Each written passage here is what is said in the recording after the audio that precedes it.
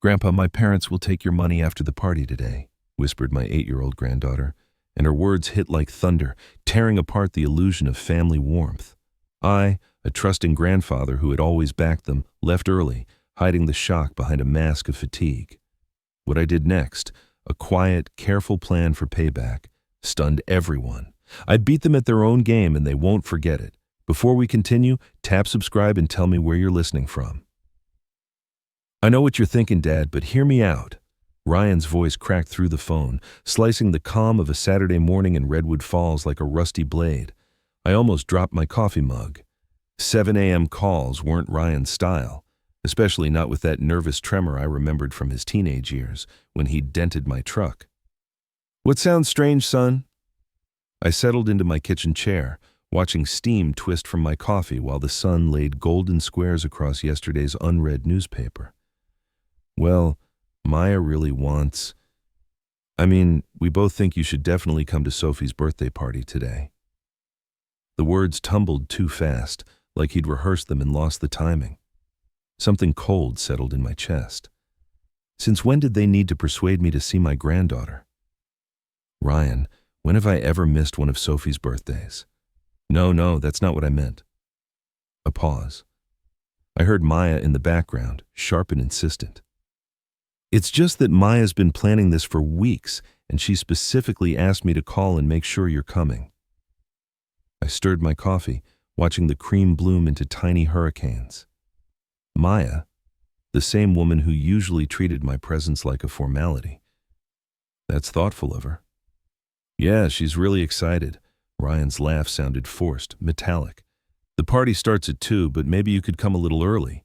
We wanted to talk about some family stuff." The spoon clicked against the mug as I set it down. Family stuff? In 3 years of widowhood, family matters had never required pre-meetings. What kind of family stuff? "Oh, planning things, future things. Maya has some ideas about how we can all be more involved with each other." I walked to the window, phone pressed to my ear, and watched Mrs. Henderson across the street water her flower boxes. Maya, with ideas about family involvement. The woman who spent last Christmas dinner scrolling every 5 minutes. "That sounds nice, Ryan." I kept my voice even, but my old businessman's instincts screamed. 30 years of reading faces across conference tables had taught me the sound of someone selling what they didn't believe. "Great. So you'll be there early? Maybe around 1:30? I glanced at the refrigerator where Sophie's newest drawing hung next to my shopping list. A crooked house with stick figures labeled Grandpa, Daddy, Mommy, and Me in purple crayon. That little girl had been the brightest light in my world since Grace died. "Of course I'll be there early. I wouldn't miss Sophie's day for anything." "Perfect. And Dad," Ryan's voice dropped, "just keep an open mind about what we want to discuss, okay? It's about making sure everyone's taken care of." The line went dead before I could ask what he meant by taken care of. I stared at the phone, then set it beside my untouched newspaper. Something wasn't right. Ryan carried the same guilty undertone I heard when he was 8 and borrowed money from Grace's purse for candy. But this felt bigger than childhood mischief. I poured fresh coffee and tried to wave off the unease. Maybe Maya truly wanted better family rhythms. Maybe I was reading too much into it. But that phrase, making sure everyone's taken care of, kept circling back. In my experience, when people start saying they want to take care of everyone, they usually mean taking care of themselves first. I looked at Sophie's drawing again and smiled despite the worry. Whatever Ryan and Maya planned to discuss could wait until after I'd celebrated my granddaughter's 8th birthday. Some things are bigger than adult complications. Still, I made a mental note to listen, really listen, to whatever they brought up. 20 minutes later, I stood in my closet, staring at shirts Grace would never see me wear again. The blue Oxford brought back her funeral and how Maya had whispered about all this space while we buried my wife. Even then, something in her tone felt calculating. I pulled the shirt from its hanger and caught my reflection in the mirror. $70,000. That's what I'd given them over the past 3 years. Mortgage payments, car loans, Sophie's private school tuition. Grace would have called it excessive, but she'd also have said Sophie deserved better than her parents could provide alone.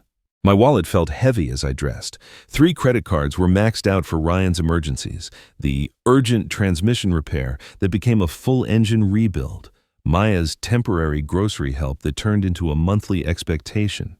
Each request arrived with Ryan's shame-faced explanations and Maya's perfectly timed gratitude. Walking to the kitchen for my keys, I passed the refrigerator again. Sophie had drawn our last fishing trip, 2 stick figures by a blue crayon lake, both smiling. "Best day ever, Grandpa," she'd written in purple marker along the bottom. That's when Maya's recent suggestion came back with brutal clarity.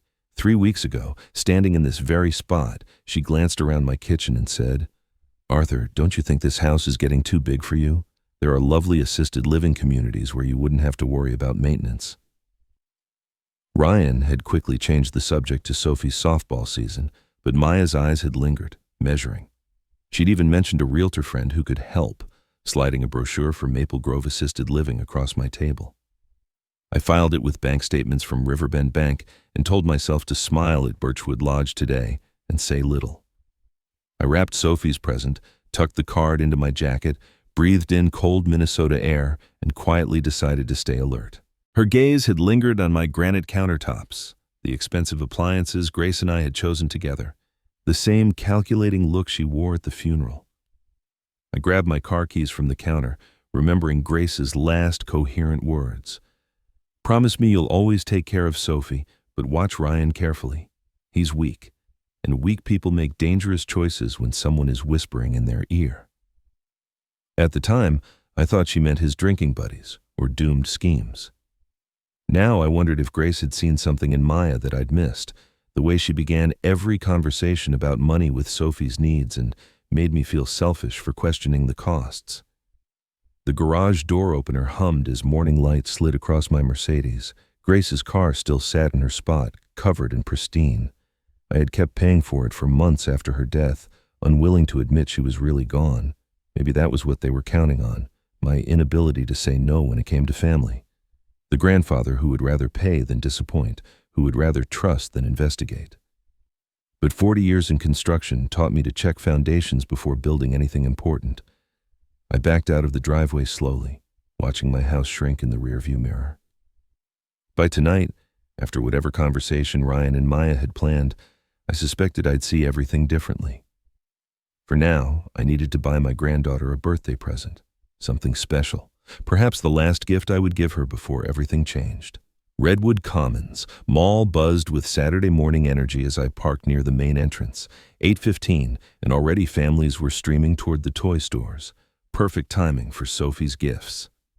The Lego architecture section drew me immediately. Sophie had been fascinated by buildings since her school field trip to the Fauché Tower last month.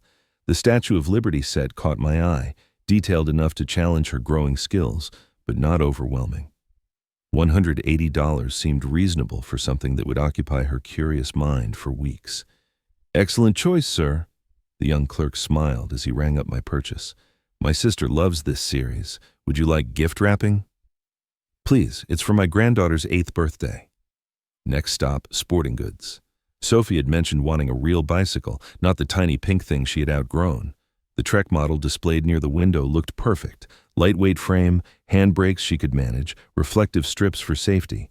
$320, but her delighted face would be worth every penny. Loading the bicycle box into my SUV, I checked my watch. 9:10, plenty of time for one more stop. "Arthur, what a lovely surprise." Dorothy Henderson materialized beside my car, clutching a shopping bag from the bookstore. My neighbor of 15 years looked genuinely pleased to see me, her silver hair perfectly styled despite the early hour. "Dorothy, good morning. Starting your weekend shopping early?" "Oh, you know me. I like beating the crowds." She gestured toward the mall entrance. "Though I suppose you're here for birthday preparations. Ryan mentioned Sophie's party when I saw him last week." "He mentioned it?" I closed the SUV's rear hatch, curious. "Where did you run into him?" "Downtown, actually. Tuesday morning, I think it was. Maya was with him, and they were coming out of Riverbend Bank with quite a stack of papers." Dorothy chuckled. "Looked very official, probably refinancing something, the way young people do these days." Tuesday, 4 days ago.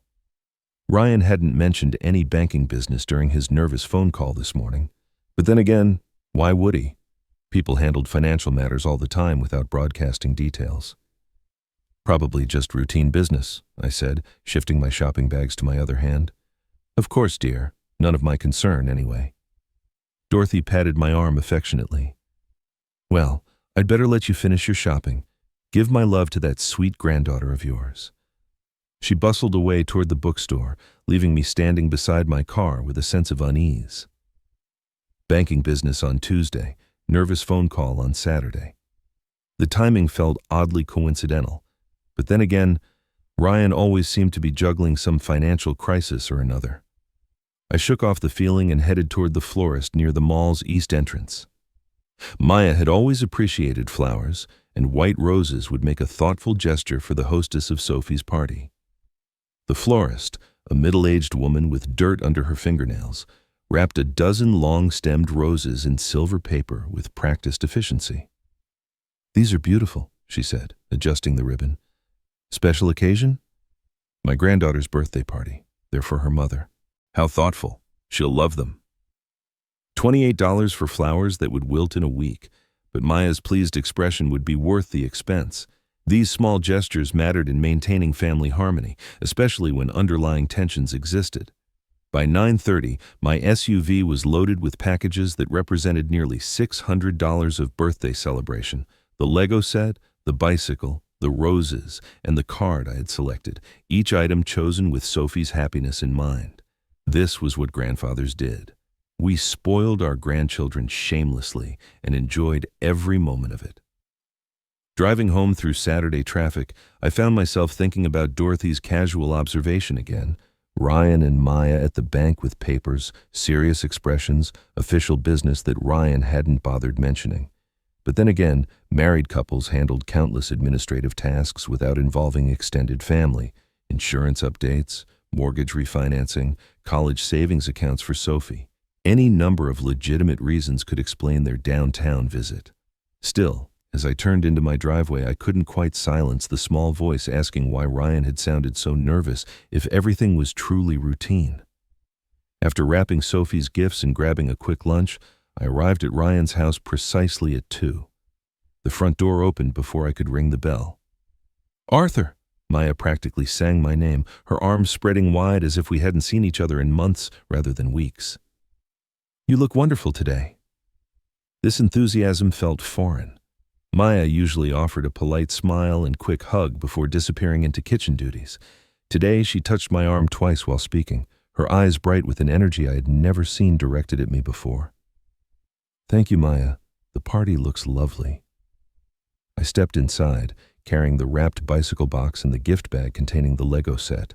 Colorful streamers hung from every doorway, and balloon clusters filled each corner, far more elaborate than previous birthday celebrations. "Dad, there he is!" Ryan appeared from the living room, his voice carrying across the house like a carnival barker's. "Come meet Mark from work. Mark, this is my amazing father I've told you so much about." Amazing father. Ryan's workplace conversations about me typically focused on my old-fashioned business methods or retirement stubbornness. But today, he clapped my shoulder with theatrical enthusiasm, his laugh echoing too loudly in the decorated hallway. The living room buzzed with familiar faces.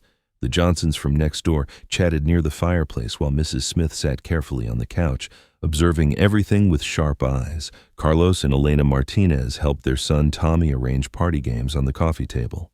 "Grandpa," Sophie ran toward me, her genuine smile cutting through the staged atmosphere like sunlight.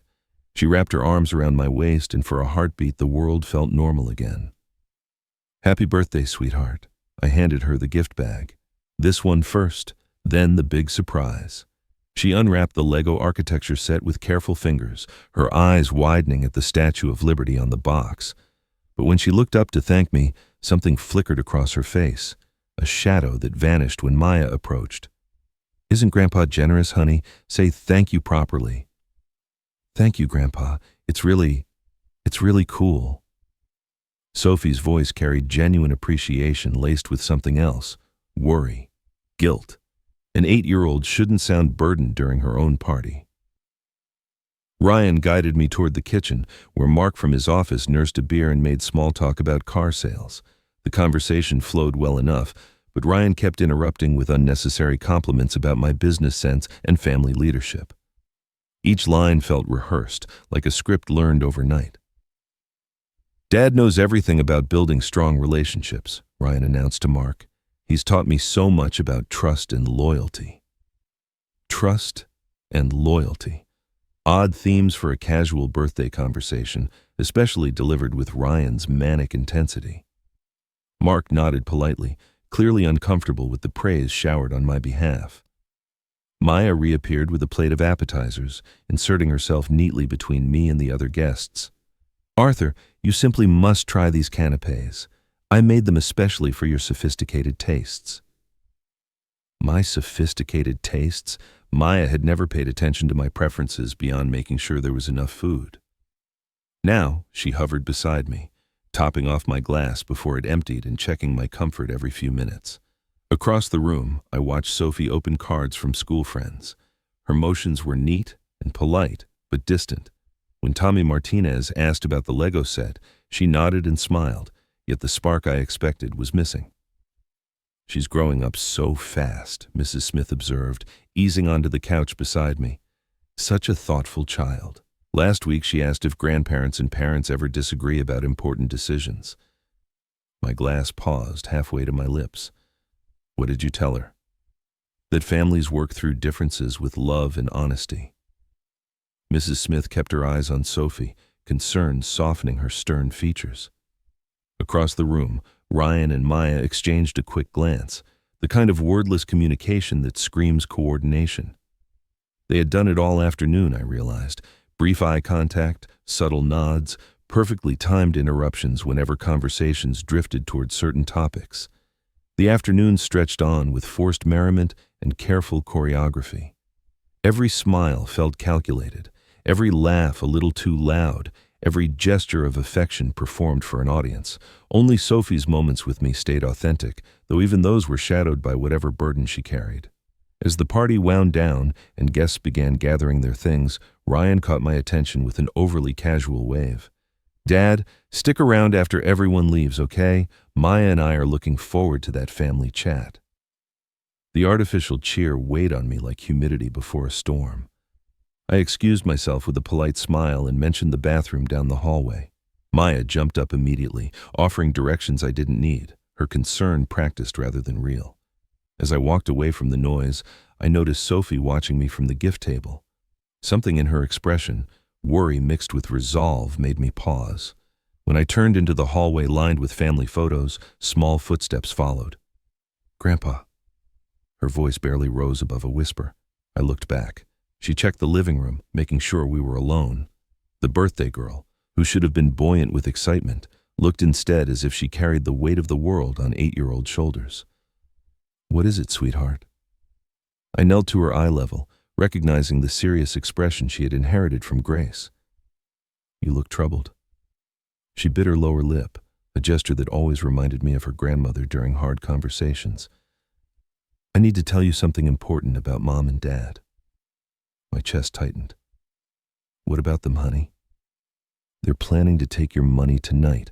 The words tumbled out in a rush, as if she had practiced them. "After everyone goes home, I heard them talking last night when I was supposed to be asleep." The hallway seemed to tilt. I steadied myself against the doorframe and forced my face to stay calm for her sake. "What exactly did you hear?" "Mom said, 'You have too much money for an old man living alone.'" Sophie's voice fell even lower. "She told Dad they were going to fix that problem tonight. Dad sounded scared, but Mom said the papers from the bank would make everything legal." Papers from the bank. Tuesday's visit Dorothy had mentioned snapped into awful focus. The old business instincts I'd shelved for years returned with a clean, cold click. "Did they say anything else?" I asked gently, even as my mind raced through implications I prayed an 8-year-old wouldn't fully grasp. Dad kept asking, "What if he finds out?" and Mom said it would be too late by then. Tears welled in her eyes. "Grandpa, I don't want them to take your money. You're the only one who really listens to me." I pulled her into a fierce hug, feeling her small body tremble. Grace's granddaughter, carrying secrets no child should bear. The betrayal cut deeper knowing they had plotted within earshot of such innocent ears. "Listen to me carefully," I whispered into her hair. "You did the right thing telling me. But we have to keep this our secret for now. Can you do that?" She nodded against my shoulder.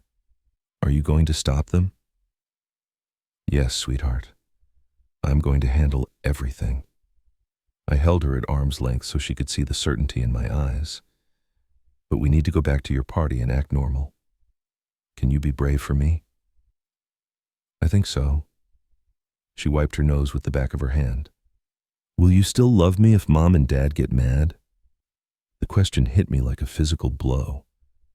"Sophie, nothing your parents do could ever change how much I love you. Nothing. Do you understand?" Relief washed over her face. She squeezed my hand and slipped back to the living room, shoulders lighter. I stood, smoothed my shirt, and breathed once. A storm was coming, on my terms. I pocketed my phone, fixed a calm smile, and returned for the cake. The first genuine smile I'd seen from her all afternoon. "I love you too, Grandpa." Hand in hand, we walked back toward the party sounds, but everything had changed in those few whispered minutes. The son I'd raised, the daughter-in-law I'd supported, the family I'd trusted with my heart, now seen through the hard lens of calculated betrayal. As we rejoined the celebration, I caught Ryan's eyes across the room. He smiled and waved, the same forced enthusiasm that had puzzled me earlier. Now I understood exactly what that performance was designed to accomplish. Returning to the party felt like stepping onto a stage where everyone else had forgotten they were acting. I slipped into conversations with the easy cadence that 40 years of negotiations had carved into me, while internally I cataloged every glance between Ryan and Maya with newly sharpened clarity. Mrs. Smith was discussing her garden when I noticed Ryan checking his watch for the third time in 10 minutes. Maya appeared beside him immediately. Their quick eye contact was plainly coordinated rather than coincidental. They were managing me, keeping me comfortable, engaged, and most importantly, present for whatever they had planned after the guests departed. I squeezed Sophie's hand in a pocket of private resolve, steadying us while I mapped exits, faces, and tells. "Arthur, how about some more wine?" Maya's hand rested on my forearm with practiced concern. "You look a bit pale. Are you all right?" Pale? Yes, I likely was. Discovering your family intends to siphon off your life's work will do that to a person. I managed a tired smile that wasn't entirely manufactured. "Just a slight headache. I'm fine." Her expression shifted almost imperceptibly, the micro-expression I'd learned to read in boardrooms, relief edged with calculation. A tired, slightly unwell grandfather would be easier to steer than an alert one. For the next hour, I played my role perfectly. Gracious grandfather, generous patriarch, an aging man perhaps not quite as sharp as he once was. I accepted their attentions, praised their hospitality, and observed their increasingly obvious coordination with the cool detachment of a chess player watching an opponent's opening book. Ryan kept steering conversations away from money. Whenever guests mentioned the economy or retirement planning, Maya redirected toward my house, my health, my future living arrangements. They managed the flow of information like ushers in a theater, nudging every wandering topic back onto their chosen stage. It was choreography disguised as conversation. Around 5:30, as afternoon shadows lengthened and guests began gathering their belongings, I announced my intention to leave. "I think I should head home early. This headache isn't improving." The effect was immediate. Ryan and Maya exchanged a look of genuine alarm. "Dad, wait." Ryan moved to block my path to the door. "We really wanted to talk about those family matters we mentioned, remember? You promised to stay after everyone left." "Perhaps another time," I said, maintaining the weary grandfather persona. "I really need to rest." "But Arthur," Maya stepped closer, urgency tightening her voice, "we have something special planned for tonight, something we've been preparing for weeks." The bank visit Dorothy had witnessed, legal documents, plans that required my presence and cooperation. I could hear the desperation creeping into their performance as their carefully staged timeline began to wobble. "I'm sure it can wait until tomorrow," I replied gently. "Family isn't going anywhere." Ryan's face flushed. Actually, Dad, there are some time-sensitive issues we need to discuss. Financial matters that can't wait. Financial matters that can't wait. Interesting phrase. I filed it with every other fragment of intelligence I'd gathered this surreal afternoon. My mask did not slip. I let him hear only the practiced gentleness he expected. Tomorrow, son, I promise. I turned toward Sophie, who had been watching our exchange with worried eyes. Kneeling to her level, I pulled her into what might be our last innocent embrace before everything changed. Thank you for the most wonderful birthday party, sweetheart. Thank you for my presents, Grandpa. Her small arms tightened around my neck. I love you so much. I love you too. More than you'll ever know. I whispered against her ear, quiet enough that only she could hear. Everything will be okay. Standing, I felt Ryan's hand on my shoulder, heavier than necessary, almost restraining. Dad, please, just give us an hour, 1 hour to discuss these important family decisions. I looked into my son's eyes and saw not the boy I had raised, but a desperate man whose fear and greed had smothered better instincts. The realization cut deeper than I expected, but my voice remained steady. Another time, Ryan. I need to go home now. I walked to my car while they watched from the doorway, Maya whispering urgently in Ryan's ear, both of them radiating frustrated tension. The weight of the performance finally lifted when I closed the Mercedes door. For a moment I sat in their driveway, absorbing the magnitude of what had just occurred. My family had planned to rob me, tonight, with legal documents and careful preparation. Starting the engine, I pulled away from the house where I had celebrated what might be my last normal family gathering. Back in my own driveway, the silence felt different than it had that morning. No longer peaceful, pregnant with purpose. I went directly to my home office, the room where I had built my construction business from a single truck and stubborn resolve. 40 years of important documents lived in the wall safe behind Grace's portrait. I spun the combination lock. Muscle memory guided my fingers. 18 to 1959, Grace's birthday. The irony wasn't lost on me that her memory would help protect what we had built together. The documents told a story I had been too trusting to read properly.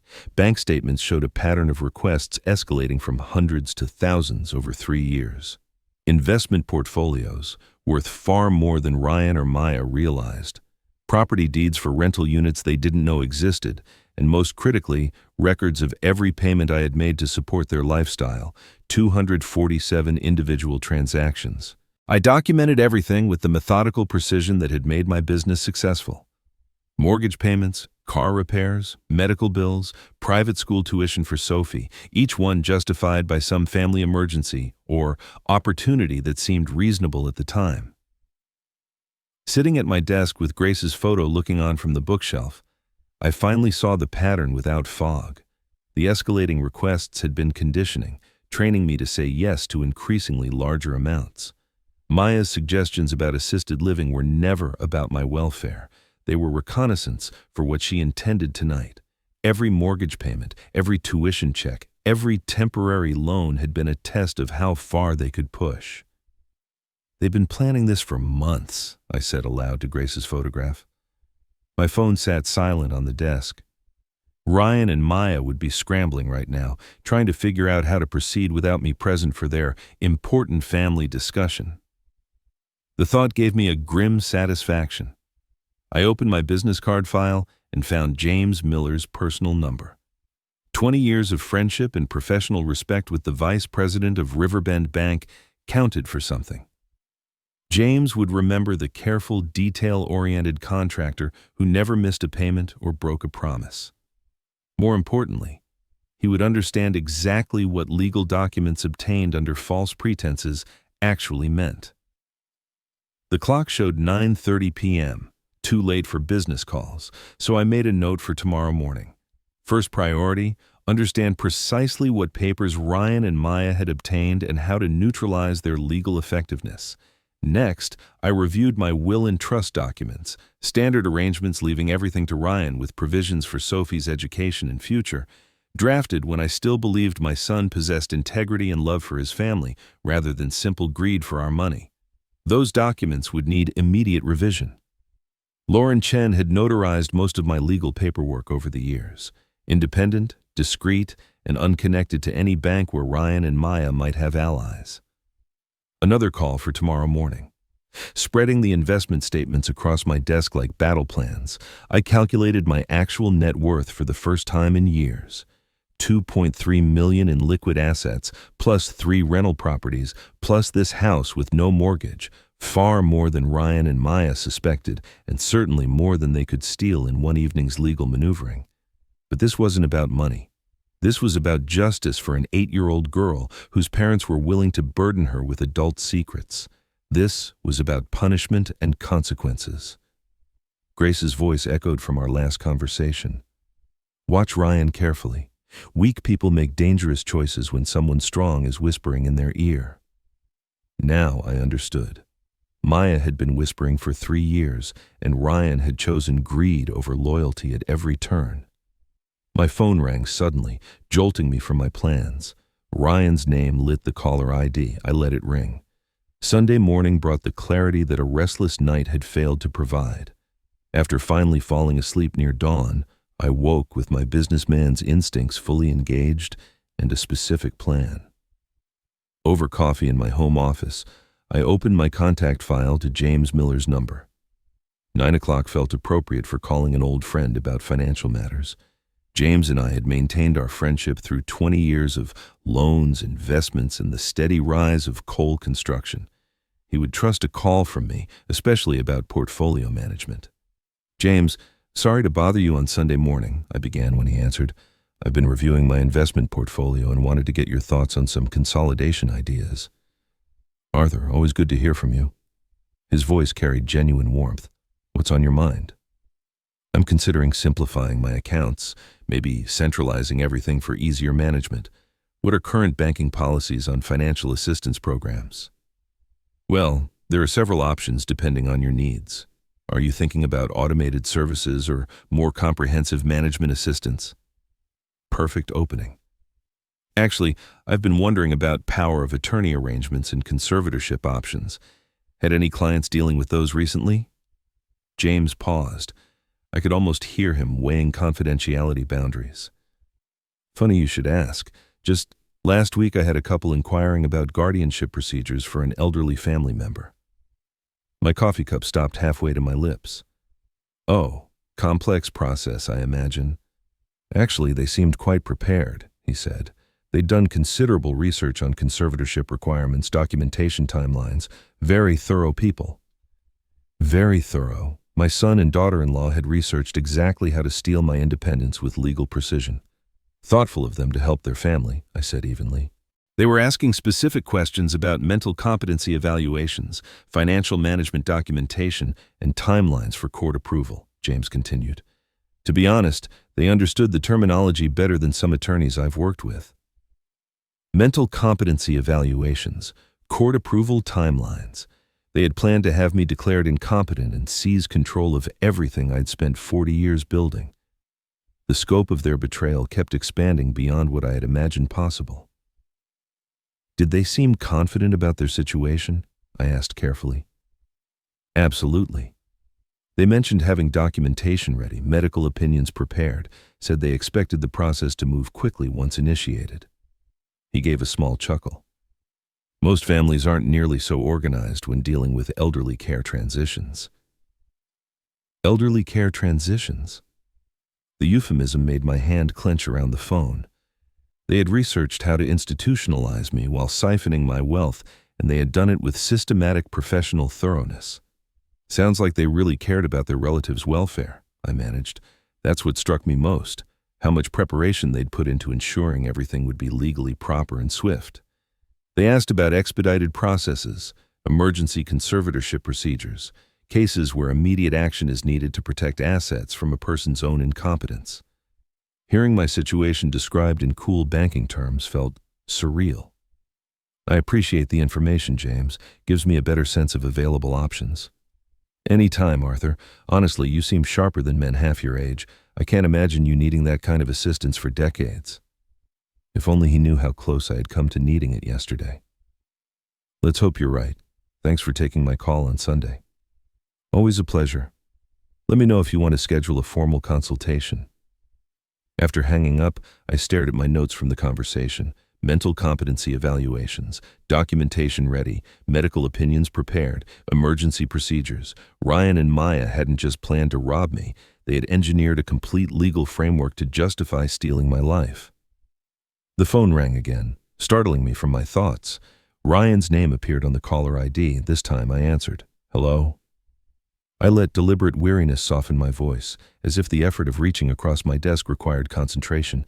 Dad, thank goodness. I was worried sick about you leaving early yesterday. His voice carried what sounded like concern, though I recognized the calculation beneath it.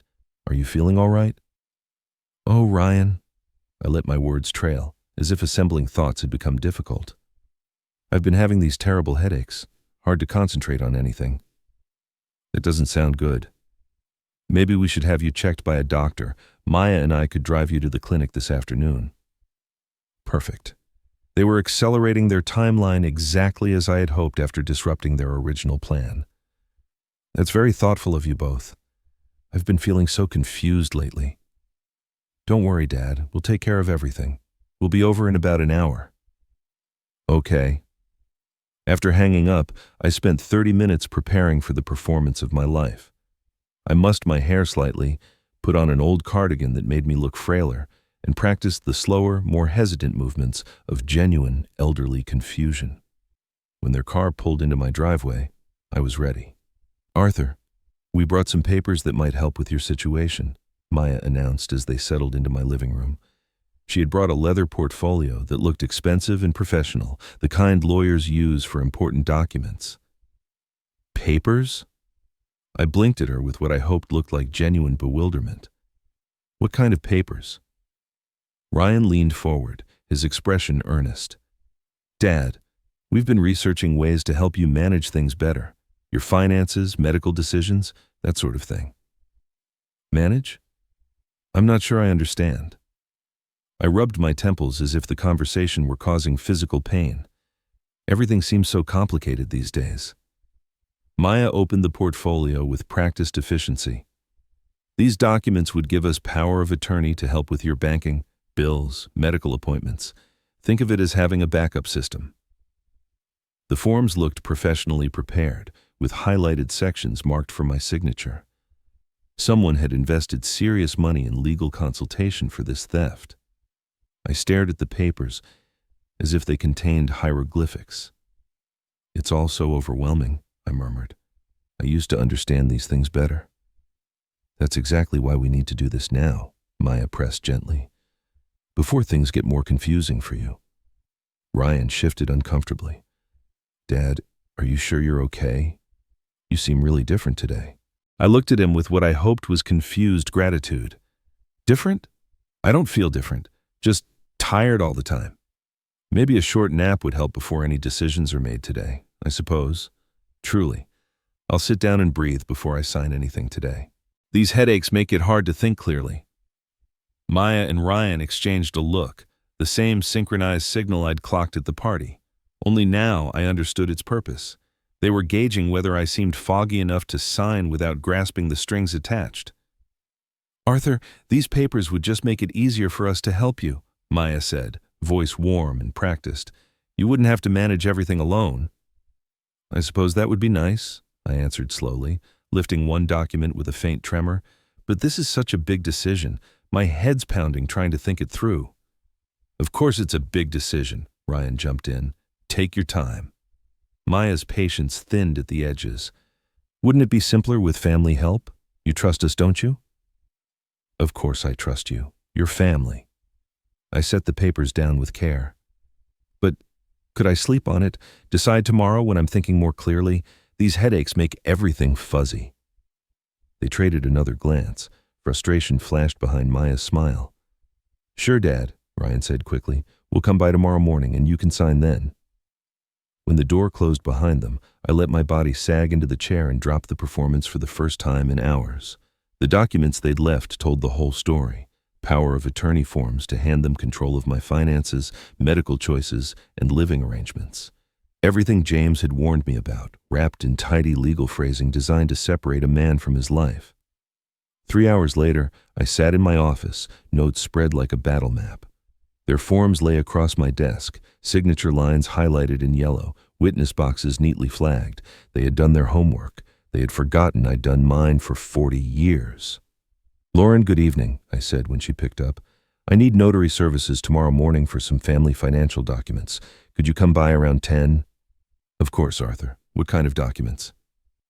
"Powers of attorney," I said carefully. "It's a sensitive family matter. I'd appreciate your discretion." "You have it," she replied. "I'll bring my seal and journal." Next call, James Miller. "James, could you stop by tomorrow morning around 10? I asked.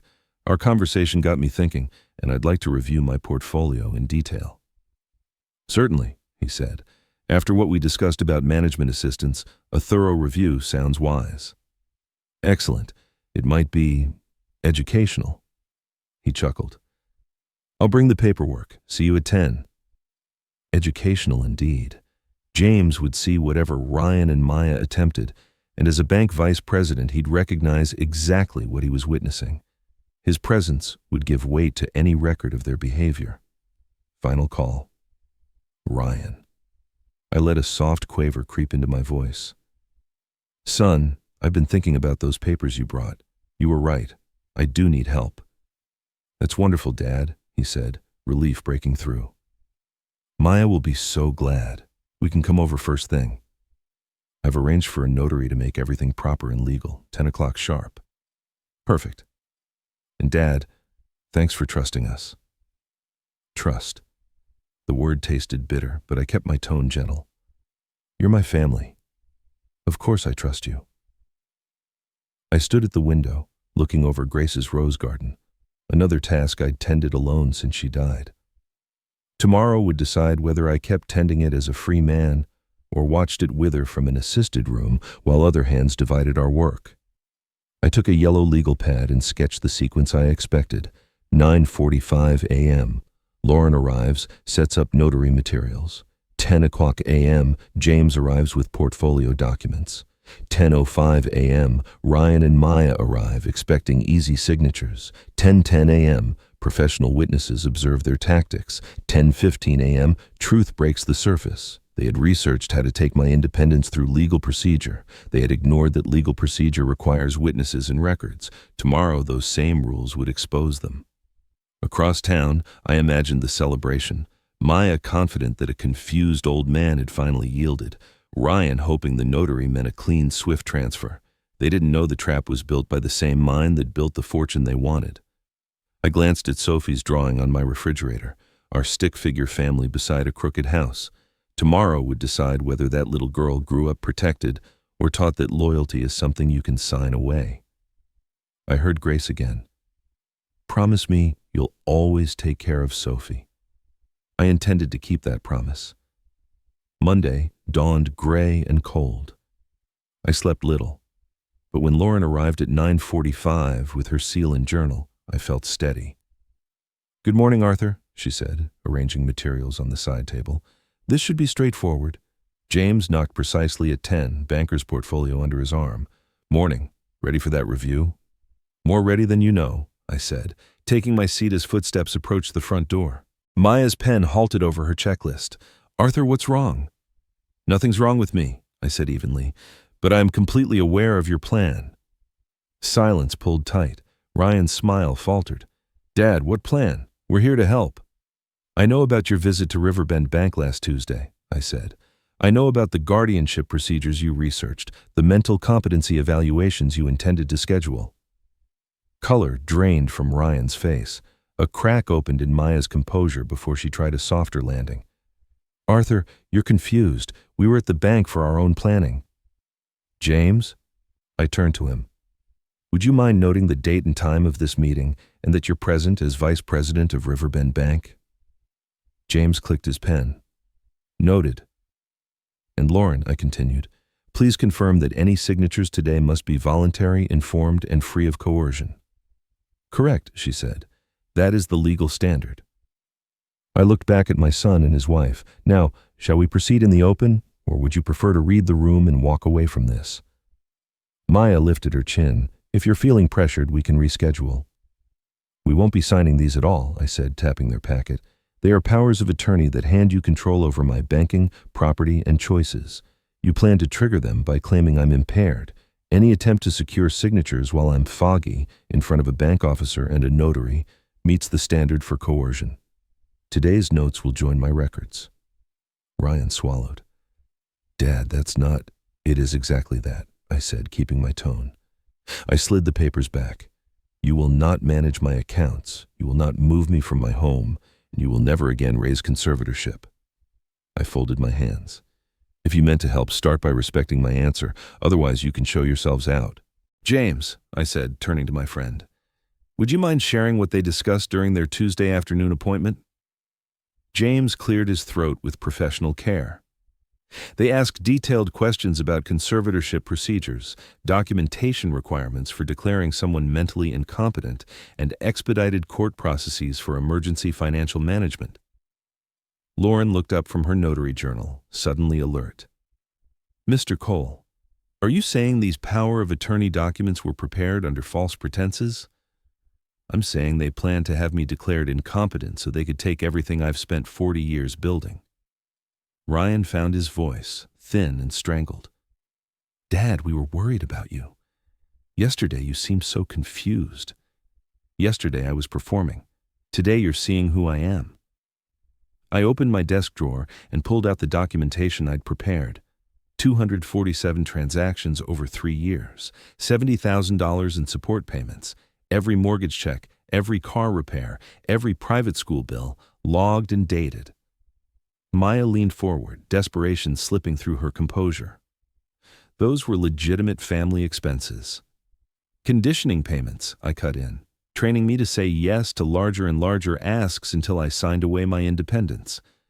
I met her eyes. You researched exactly how to have me institutionalized while you divided my assets. Lauren set down her pen.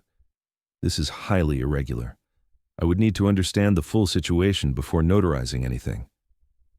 The full situation, I continued, is that my son and daughter-in-law spent weeks studying legal procedures to seize my money, consulted attorneys about guardianship, and planned to have me declared mentally incompetent using staged evidence of confusion. Ryan's hands shook on the armrests. We just thought you might need help managing things.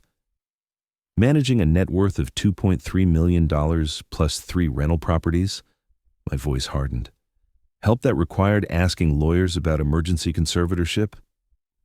Maya stood abruptly. You're twisting everything. We love you. Love isn't conspiracy, I said. Love isn't researching ways to steal a person's independence while he is healthy and competent. James spoke quietly. Arthur, the questions they asked were very specific. They used legal terminology most families never encounter unless they're preparing something significant? Lauren nodded. In my experience, legitimate planning doesn't require inquiries into mental competency evaluations. Silence filled the room except for Ryan's ragged breathing. He looked at me as if he finally saw the businessman who built what they were trying to take. What happens now? He whispered. I stood, feeling every year of my age and every ounce of earned resolve. Now we discuss consequences. Consequences? He repeated. I opened the drawer again and drew out the legal documents I'd prepared over the weekend. I'm changing my will immediately. My estate will be placed into an educational trust for Sophie, accessible when she turns 21. Ryan leaned forward, desperate. Dad, please. We made mistakes, but we can fix this. The trust will cover her college education, graduate school if she chooses, and seed money for whatever work she pursues. I spread the new will across the desk. Lauren, I need these witnessed and notarized. Maya's voice cracked. Arthur, you can't do this to your own family. I'm protecting my family, I said evenly, from parents willing to steal their daughter's grandfather's independence to fund their lifestyle. Lauren examined the papers. Mr. Cole, these terms are specific. I see conditions. If Ryan and Maya formally renounce any claim to my estate and show genuine change over the next year, I'll reconsider, I said. But they must prove they've become the parents Sophie deserves. James nodded as he witnessed my signature. The educational trust structure is sound. She'll have opportunities even many well-off kids don't. Ryan covered his face. What does genuine change mean? How do we prove it? By earning enough to support your household without me, by making Sophie's well-being outrank your purchases, by showing my granddaughter matters more than my bank balance. Maya's composure finally broke. How are we supposed to live without your support? The same way millions of families do, through honest work and responsible spending. Mortgage help ends today, car payments stop now, you're both educated adults, figure it out. Lauren finished the notarizations with practiced efficiency. Everything here is legally binding. Keep these somewhere secure. My attorney will have copies by this afternoon, I said. Digital backups will be stored with my firm's records at Riverbend, and the originals go into the safe. If anyone contests this, there will be a paper trail and witnesses. After Lauren and James left with quiet handshakes and promises of discretion, the three of us sat in a heavy silence. Ryan looked emptied out. Maya's eyes flicked as if running numbers. Anything else you want to say? I asked. Ryan met my eyes for the first time since the truth surfaced. I'm sorry, Dad. I know it doesn't fix anything, but I am sorry. Maya said nothing. That silence told me everything. Words are cheap, I said. What you do in the next year will decide whether this family has a future. You'll both receive a written summary of boundaries and expectations by tomorrow, delivered by email and certified mail as well. 3 hours later, Sophie knocked, school backpack still over one shoulder. Grandpa, Mom said you wanted to see me. I knelt to her eye level, as I had in the hallway 2 days earlier. Come sit with me, sweetheart. We need to talk about some grown-up things. She settled next to me, 8-year-old wisdom already sensing the weight in the room. Is this about what I told you? Partly. Your mom and dad made bad choices about money, and there have to be consequences. But none of this changes how much I love you. Are they in trouble? They have to learn to take better care of themselves, and you. But I want you to know your future is safe. I've made arrangements so you can go to any college you want and study what excites you. Her eyes brightened. Even veterinary school? That's really expensive. Especially veterinary school, I smiled. And if you change your mind and want engineering, teaching, or your own business, there'll be money for that too. We'll look at scholarships and internships together, so you'll have choices. What about Mom and Dad? They're going to work very hard to become better parents. If they succeed, maybe we can all heal. But even if they don't, you and I will always have each other. She hugged me tightly, and for a moment I felt Grace's presence in that embrace, 3 generations linked across fracture and repair. Can we look at college brochures? Sophie asked. I want to see what the veterinary programs look like. Absolutely. I opened my laptop. We have time, plenty of it, to plan your future. We'll map classes, visits, and the fun parts too. Outside, spring leaned toward summer, and Grace's roses had begun to bloom, petals lifted in the soft wind, stubborn and beautiful. If you liked this story, please tap like, subscribe to the channel, and tell me what you felt in the comments, I said in voiceover as the screen faded. For the next story, click the box on the left. Thanks for listening, and take care of the people who truly take care of you.